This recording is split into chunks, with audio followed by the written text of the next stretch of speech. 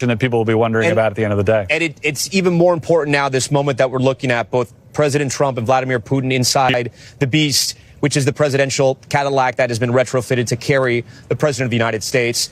You can see, it looks like President Trump is actively speaking there, animated. And this is important because you said the bilateral, the way it was supposed to be set, has now expanded. And there's going to be other leaders inside the room, not just President Trump and Vladimir Putin. That's right. Putin will have two of his closest advisors with him as well. President Trump will have Marco Rubio, the Secretary of State, and Steve Witkoff, who's been his special envoy and one of his best friends going back decades.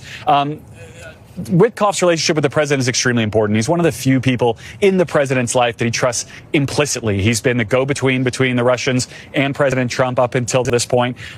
He's someone who credit should be given, right? Because Witkoff, it was said that Witkoff, after that meeting with Putin, it led to this in some ways. That's right. Witkoff came into this openly saying he's a diplomatic amateur. He's a real estate developer. He's a friend of the president. The leader of Russia. You can think Ukrainians are not going to like this image right here, Garrett. You have a laughing Vladimir Putin inside the vehicle of the president of the United States after 60 to 100,000 Ukrainians have been slaughtered in their country, have been killed in war, and their country was invaded for no reason. No reason. Putin has given reasons, but no reason that any other country that is an ally of the United States or Ukraine has accepted. Yeah.